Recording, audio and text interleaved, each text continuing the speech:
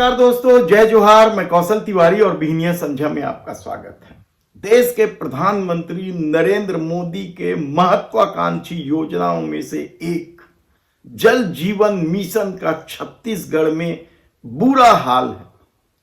हालांकि उप मुख्यमंत्री अरुण साव के पास यह विभाग है, पीएचई विभाग, और वे लगातार यह प्रसारित कर रहे हैं कि वे इस मामले में किसी भी तरीके से समझौता करने को तैयार नहीं है।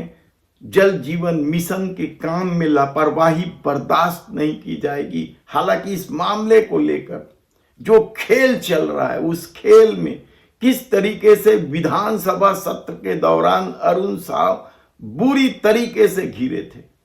उससे पहले 6 इंजीनियरों को निलंबित भी किया जा चुका है। लेकिन अब जो खबरें आ रही हैं कि छत्तीसगढ़ के कई ग्रामीण इलाकों में इस योजना का बुरा हाल है।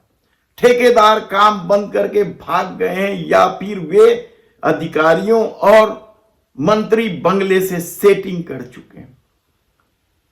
लोग त्रस्त हैं आधे अधूरे कार्य से। पाइपलाइन कहीं बिछने लगा था और आधा छूट गया है, सड़कें उखड़ी हुई है, तो कहीं पानी नहीं आ रहा है। यानी कई कई तरह की प्रॉब्लम, कई तरह की परेशानी लोगों को झेलना पड़ रहा है। और पिछले ही दिनों अरुण साव ने जब बैठक लेकर अधिकारियों को चेतावनी दी थी कि जो लापरवाही बरत रहे हैं ठेकेदार, उनके खिलाफ कड़ी कार्रवाई की जाए। लेकिन कार्रवाई करने की बात तो दूर, यदि गलबैयां की जा रही है कहा जाए तब भी गलत नहीं होगा। और इसका सबसे ताजा उदाहरण गरियाबंद जिले के देवभोग ब्लॉक में जो दही गांव है वहां का है।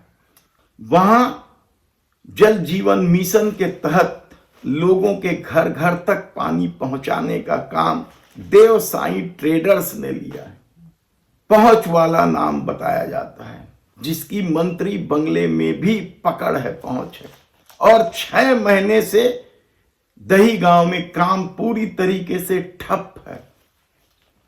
पाइपलाइन बिछाने का काम चल रहा था और गांव वाले लगातार इसकी शिकायत अधिकारियों के पास कर रहे हैं। लेकिन अधिकारियों के हाथ पांव फूल जाते हैं जैसी वे देव साई ट्रेडर्स का नाम सुनते हैं, क्योंकि कहा जाता है इस ठेकेदार की न केवल मंत्री बंगले में बल्कि भारतीय जनता पार्टी के दिग्गज नेताओं के साथ भी अच्छे संबंध हैं। और यही वजह है कि दही गांव में यह मामला उलझा हुआ है। याद कीजिए आप विधानसभा में किस तरीके से धमतरी जिले का मामला उठा था, किस तरीके से आरोप लगे थे उप मुख्यमंत्री अरुण साव के ऊपर। इसके अलावा बलौदाबाजार, धमतरी जिला, महासमुंद जैसे जो जिले हैं, वहां के भी ग्रामीण क्षेत्रों से लगातार शिकायतें आ रही हैं कि जल जीवन मिशन का काम ठप पड़ गया है। ठेकेदार काम ठीक से नहीं कर रहे हैं या काम कर रहे हैं तो घटिया सामग्री का उपयोग कर रहे हैं। और ऐसे ही घटिया सामग्री के उपयोग को लेकर विधानसभा में जबरदस्त चर्चा हुई थी। और उसके बाद अरुण साव ने आश्वासन भी दिया था। और उसके बाद भी यदि स्थिति नहीं सुधर रही है तो इसकी वजह क्या है, इसे लेकर कई तरह के सवाल उठ रहे हैं। कहा जा रहा है कि शासन, प्रशासन और ठेकेदारों के बीच एक ऐसा गिरोहबंदी हो गया जिससे जल जीवन मिशन योजना का ही कबाड़ा निकल रहा है, कहा जाए तब भी गलत नहीं होगा।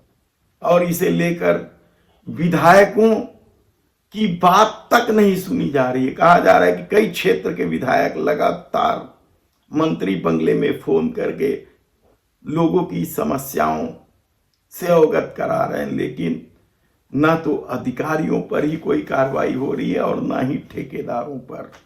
ऐसे में प्रधानमंत्री नरेंद्र मोदी के इस महत्वाकांक्षी योजना का डबल इंजन सरकार में भी यदि काम ठीक से नहीं हो रहा है तो फिर इसका अंदाजा लगाया जा सकता है कि किस तरीके से समूचा पीएचई विभाग चल रहा है।